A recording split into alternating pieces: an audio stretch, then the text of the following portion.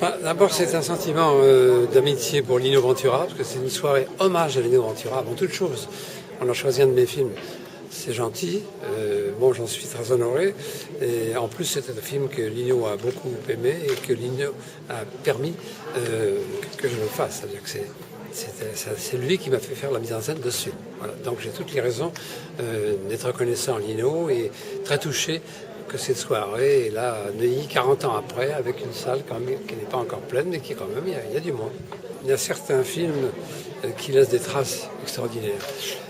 On vient malheureusement de quitter Annie Girardot, et je me souviens d'une phrase, si vous me permettez, une phrase qu'avait dite Pagnol, justement relativement à ces grands acteurs.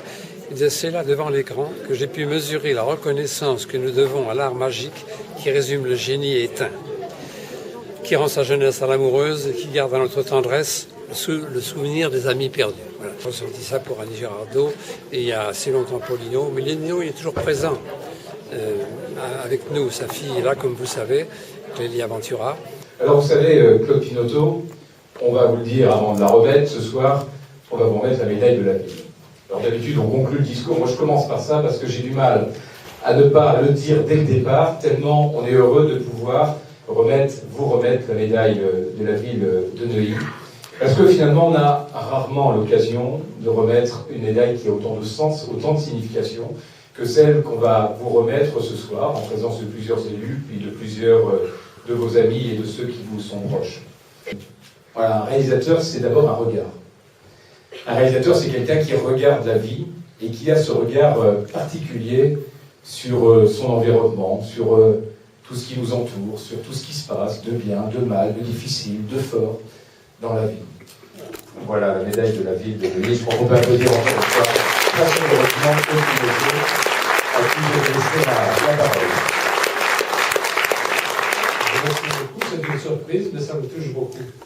C'est une belle médaille en plus, mais c'est vrai que j'étais à Neuilly quand j'avais 2 ans. Je ne suis pas né à Neuilly, je suis né à Boulogne. Mon père butinait de studio en studio. Et le studio de Neuilly, rue de Chézy, je me souviens, j'ai fait pour la première fois la figuration, je devais avoir 2 ou 3 ans. Je trouve qu'on ne fait pas assez d'hommage à Lino. Non seulement c'était un grand acteur, c'était pas un comédien comme il le disait lui-même, mais il disait souvent: je ne me vois pas jouer Néron à la Comédie Française.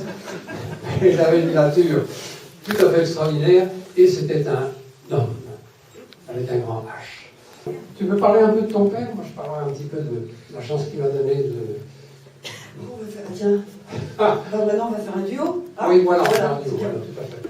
Je suis toujours très très émue de voir que mon père, après 23 ans après sa disparition, remplit encore les salles. Je trouve que c'est plutôt pas mal.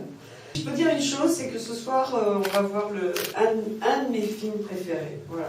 Où mon père, à chaque fois, j'ai beau savoir, mais je vais encore pleurer ce soir. Parce que... Quand on allait dans votre maison du parc Montretout, où là, il était assis dans son fauteuil directoire, et nous, on était assis dans le canapé en contre-jour. On était terrorisés.